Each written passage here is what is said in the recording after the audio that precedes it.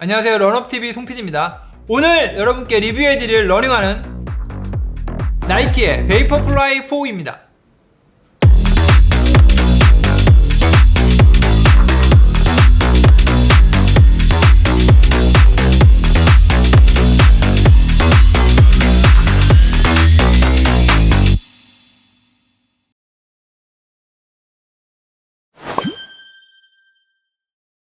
네, 여러분, 오늘부터는 제가 2025년 상반기에 따끈따끈하게 출시하고 있는 나이키 러닝화 특집을 준비하려고 합니다. 네, 오늘 제가 리뷰해드릴 이 베이퍼플라이 4 다음 모델로는요, 보메로 18 2월 27일에 출시를 했거든요. 보메로 18이 끝나면 스트릭플라이 2라는 모델이 있습니다. 그리고 지난 2월에 출시한 페가수스 프리미엄이라는 모델이 있습니다. 순차적으로 나이키 특집으로 리뷰를 올려드릴까 합니다. 네, 그리고 오늘 리뷰해드리는 이 베이퍼플라이 4는요, 출시 전에 레이스먼트로부터 제품을 제공받아서 이렇게 리뷰를 할 수 있게 되었습니다.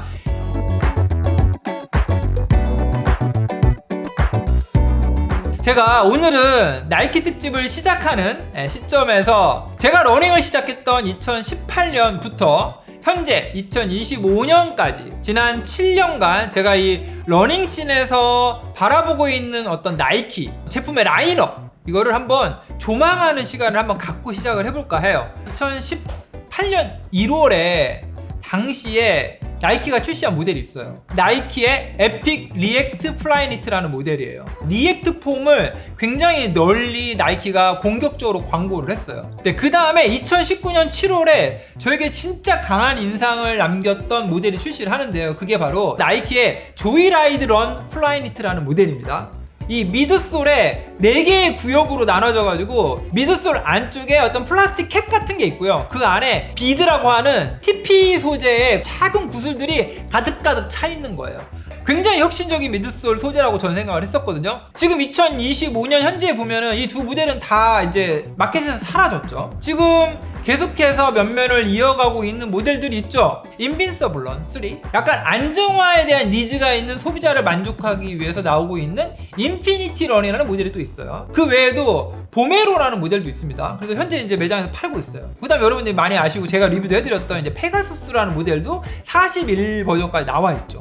우리 소비자 입장에서 볼 때는 다 그냥 마치 파편처럼 개별적으로 나온 모델들로 보여요. 그런데 제가 7년 동안 지켜봐왔던 이 모델들이 포지셔닝 되어 있는 이 라인업이 나이키의 로드 러닝화 라인업이에요, 여러분. 그리고 두 번째는 레이싱화 라인업이 있습니다. 2025년 현재 나이키는 레이싱화 라인업에 총 4개의 모델을 구축해놓고 있습니다. 그리고 이거를 되게 공고히 하려는 노력을 이제 하려고 그래요. 그러니까 잘 지켜보셔야 되는데, 그 첫 번째가 바로 이 아이코닉한 모델인 베이퍼플라이라는 모델입니다. 2017년에 베이퍼플라이 4%가 출시하면서 그 역사를 시작을 합니다. 네 번째 버전이 출시된 게 오늘 리뷰해드릴 이 베이퍼플라이 4고요. 알파플라이라는 모델이 또 있죠. 이게 이제 굉장히 아이코닉한 두 모델이 이제 레이싱화 라인업의 대표 모델이잖아요. 그런데 여기에 나이키가 2개의 모델을 더 추가적으로 구축을 지금 하려는 시도를 하고 있습니다. 첫 번째가 이제 경량 단거리 러닝화 스트릭플라이라는 모델이고요. 또 하나는 제가 이미 리뷰해드린 바가 있는 줌플라이라는 모델이에요. 이건 이제 슈퍼 트레이너라고 하죠. 훈련용 러닝화. 이렇게 4개의 모델이 나이키의 레이싱화 라인업을 구성하고 있는 러닝화다. 그러면 이제 앞으로의 나이키의 전략, 제가 지금 말씀드리려고 하는 테마는 뭐냐면 부활을 꿈꾸는 나이키 라는 주제로 좀 얘기를 해볼까 합니다. 지난 한 2년 동안 나이키의 몰락, 이런 것들을 주제로 한 영상들이 엄청나게 나왔고, 뉴스에도 나오고, 나이키의 주가가 떨어지는 거, 이런 것들 막 엄청나게 보도가 됐잖아요. 그래서 나이키 내부적으로는 굉장히 이제 많은 고심을 했던 그런 흔적들이 보이는데, 이게 러닝화 라인업에 있어서의 변화로도 이어지고 있습니다. 첫 번째, 로드 러닝화 라인업을 지난 2024년 11월에 완전히 새롭게 개편하겠다고 발표를 했습니다. 크게 3개의 사일로로 구성해서 가져가겠다, 이렇게 발표를 했습니다. 첫 번째 사일로가 뭐냐면 서포티브 쿠셔닝, 그리고 두 번째는 리스판시브 쿠셔닝, 마지막 세 번째는 맥시멈 쿠셔닝.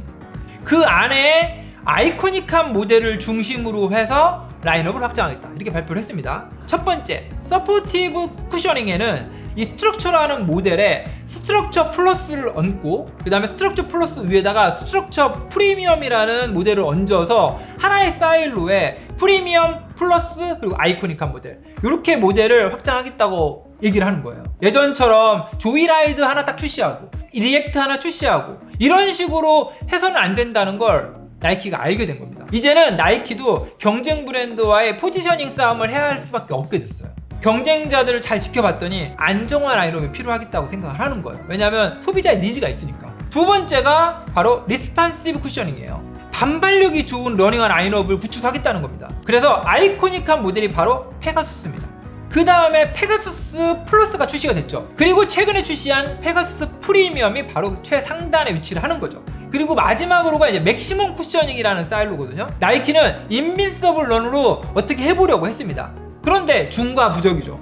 그래서 맥시멈 쿠셔닝 사일로의 아이코닉한 모델로는 바로 보메로 18이라는 모델을 세운 거예요. 그 위에 보메로 플러스, 그리고 맨 상단에 보메로 프리미엄까지, 이렇게 해서 총 3개의 사일로에 9개의 모델을 포진시켜서 경쟁 브랜드의 모델들과 하나하나 포지셔닝 싸움을 하겠다라고 나이키가 발표를 한 겁니다. 그리고 이제 두 번째 나이키가 아주 심혈을 기울이고 있는 라인업이 바로 베이퍼플라이가 위치해 있는 레이싱화 라인업. 근데 이게 이제 지난번에 리뷰를 해드렸던 알파플라이 3입니다. 이건 이제 작년에 출시가 됐죠. 이 제품을 출시할 때 이미 나이키는 이 레이싱화 라인업에 대한 포지셔닝 맵을 이미 다 그린 것 같아요. 왜냐하면 오늘 보여드릴 이 베이퍼플라이 4의 디자인과 작년에 출시했던 알파플라이 3의 디자인이 굉장히 유사점이 있죠. 디자인 아이덴티티를 지금 정리를 하기 시작한 거예요. 그리고 제가 아까 예고해드린 바와 같이 스트릭플라이 2라는 모델이 이 베이퍼플라이 4와 거의 동시에 출시를 했는데 그 모델의 디자인도 바로 이 알파플라이 3 그리고 베이퍼플라이 4와 굉장히 디자인 언어가 유사합니다. 제가 이미 리뷰해드린 줌플라이 6라는 슈퍼 트레이너가 바로 이 레이싱화 라인업의 맨 마지막 한 자리를 차지하게 된다. 그러면서 그 모두를 관통하는 게 바로 경량성, 안정감, 그리고 착화감, 이 3개의 키워드로 공통점이 모이게 됩니다. 그래서 이미 나이키는 부활을 꿈꾸며 이 레이싱화 라인업을 정비를 하고 있었다. 이걸 소비자로서 우리가 인지하고 있는 게 중요합니다, 여러분.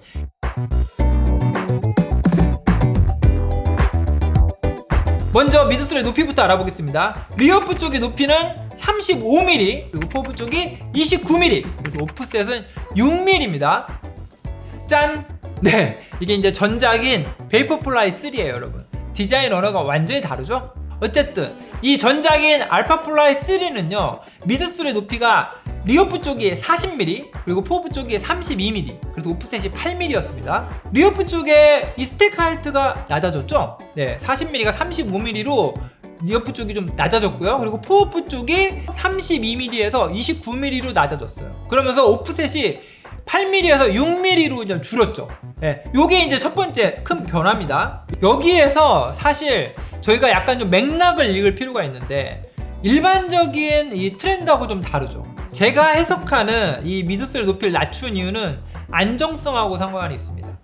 그리고 또 하나는 레이싱화 라인업, 알파플라이, 베이퍼플라이, 스트릭플라이, 그리고 줌플라이, 이렇게 4개의 모델이 있는데 나이키 내부적으로는 이 4개의 모델들이 서로 간섭을 하지 않는 저마다 독특한 포지셔닝을 강력하게 잡기를 원할 거란 말이죠. 하프를 뛸 때 알파플라이가 더 좋은지 아니면 베이퍼플라이가 좋은지 이런 걸 헷갈리기 시작한 거예요. 그렇게 되는 데에는 브랜드가 포지셔닝을 명확하게 구분짓지 않았을 때 그런 일들이 많이 발생을 하거든요. 중량도 낮추고 그 다음에 반발력은 유지하면서 안정성을 높이는 포지셔닝을 베이퍼플라이 네가 담당해라. 이게 바로 나이키가 보내는 이번에 재정비의 메시지예요, 여러분. 그걸 여러분이 아시면 더 이해하기가 쉬우실 것 같고요. 그리고 페바 소재의 주맥스 미드솔이 전장에 사용되어져 있다. 그리고 여기 사용되어 있는 이 주맥스 소재는요, 제가 볼 때는 알파플라이 3에 사용된 주맥스 소재와 동일한 주맥스가 사용되어져 있다. 그리고 미드솔에서 또 여러분들이 보시면 좋을 게 바로 여기 있는 이 써있는 이 숫자 22374-26. 근데 이 숫자는 나이키가 제품을 개발하기 위해 수많은 테스트를 거쳤다는 걸 이제 숫자로서 표시해 놓은 거거든요. 최고의 신발을 만들어내기 위해서 테스트한 테스터들에 대한 경의를 표하기 위해서 숫자를 기입해 놨다. 이렇게 나이키가 밝히고 있습니다. 네, 그리고 미드솔에서 중량을 낮추기 위한 나이키의 노력이 또 들어가 있는데요. 그게 어디에 있냐면 바로 바닥에 있습니다. 지금 제가 들고 있는 이게 전작인 베이퍼플라이 3고 그리고 이게 베이퍼플라이 4잖아요. 바닥 보시면 어떠신가요? 미드솔의 안쪽을 훅 파냈죠? 불필요한 공간들까지도 다 덜어내겠다. 가장 가벼운 베이퍼플라이를 만들어내겠다는 이제 나이키의 결단, 의지 이런 것들이 보이는 거죠. 기능적으로 퍼포먼스를 해치지 않는 선에서 제할 수 있는 미드솔의 양을 그만큼 덜어냈다.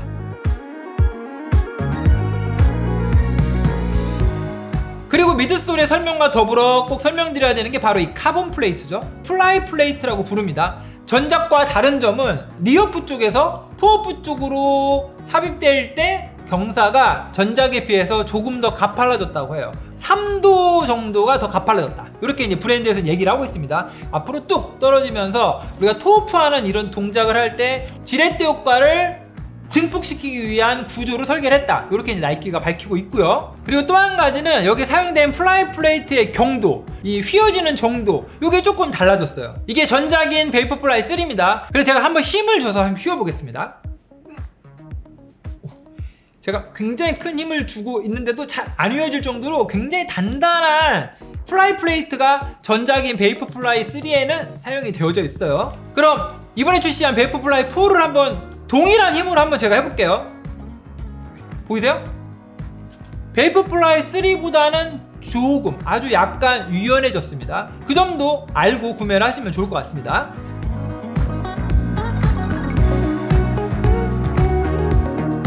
엄청 가벼워진데 아주 주요한 역할을 한 게 저는 어퍼에 있다고 봅니다. 이번에 나이키가 이 신발의 라스트를 완전히 새로 만들었는데 이 라스트를 바꾸면서 어퍼도 쉐입이 바뀌었죠. 가벼워야 된다. 그래서 이 어퍼의 무게도 줄여야 된다 라고 해서 선택한 어퍼의 소재가 바로 엔지니어드 메쉬인데, 엔지니어드 메쉬 중에서도 딱 보시면 굉장히 견고하게 발등을 잘 잡아주면서도 통기성도 좋고 그러면서도 굉장히 유연하고 내마무성도 굉장히 훌륭한 소재를 이번에 엔지니어드 메쉬로 선택을 해서 이렇게 적용을 했다. 그리고 두 번째로 나이키가 어퍼에서 강조한 게 있습니다. 이거는 이 제품을 테스트한 선수들도 아주 동일하게 얘기하고 있는데 그게 바로 핏이 엄청 개선됐다는 거예요.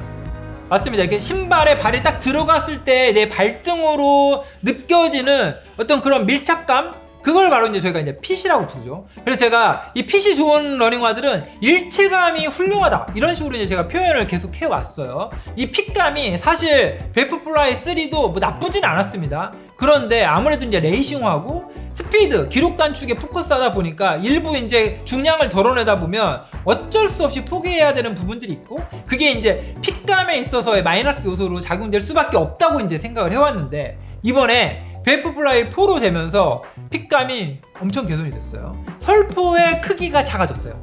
그래서 제가 한번 비교를 해보겠습니다. 네, 핑크색이 이제 베이퍼플라이 3, 그리고 이 화이트 컬러가 베이퍼플라이 4입니다. 어떠세요? 설포의 사이즈가 작아졌죠? 이 베이퍼플라이 3의 이 설포의 뒷면을 보면요, 테두리를 빙 둘러가지고 이런 스웨이드 소재 같은 게 뒤에 덧붙여져 있는 거 보시죠, 여러분? 요 면적이 줄어들었어요.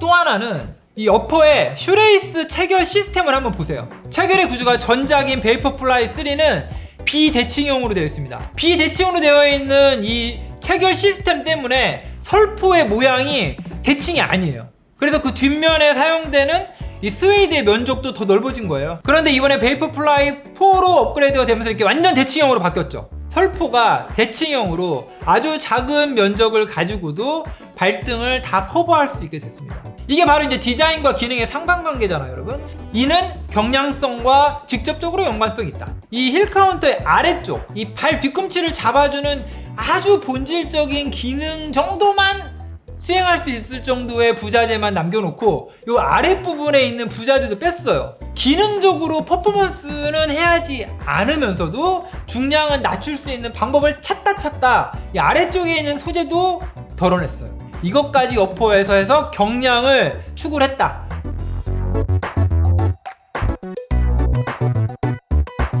네, 그리고 여러분들 궁금해 하시는 분들 계신데 바로 이제 인솔 막 타공이 되어 있는데 타공의 구멍의 크기가 이 뒤꿈치부터 그다음 미드풋, 포어풋 쪽까지 구멍의 크기가 부위별로 달라져요. 이 앞꿈치 쪽에 타공의 크기가 거의 안 보이다시피 작기 때문에 오래 달렸을 때도 물집이 생기거나 그런 일이 없어요. 미드풋 쪽은 타공의 크기가 크기 때문에 발바닥에 땀이 나거나 이런 거 있을 때 이제 땀을 잘 배출될 수 있게끔 그런 구조로 되어 있다. 사실 인솔의 두께가 이렇게 두껍진 않아요. 2-3mm?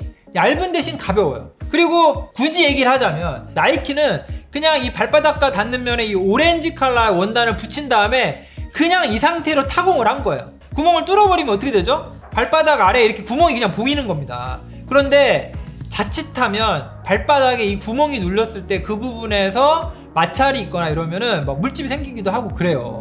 굉장히 대량 생산에 포커스된 이런 인솔을 사용하고 있다.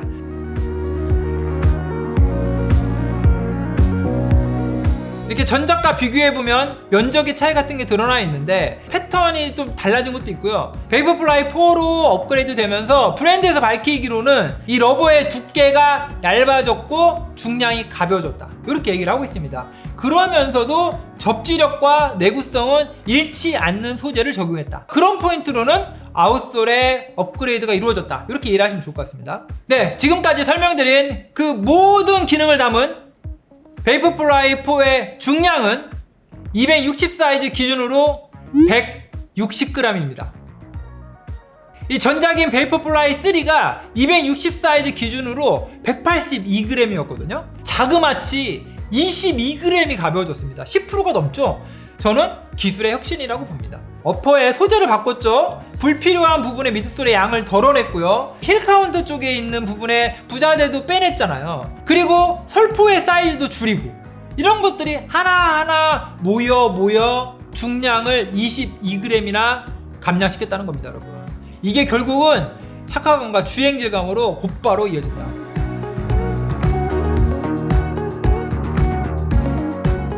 테스트를 하기 위해서 여의도 공원에 갔고요. 평소와 동일하게 이제 10km를 테스트할 수 있는 이제 페이스를 제가 세팅을 했습니다.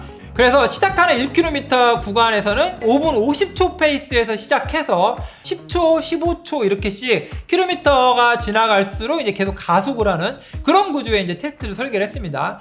그리고 뛰어봤죠. 그런데 오늘 이 착화감과 주행 질감을 설명드리기에 앞서 제가 그래프 하나 올려드리겠습니다.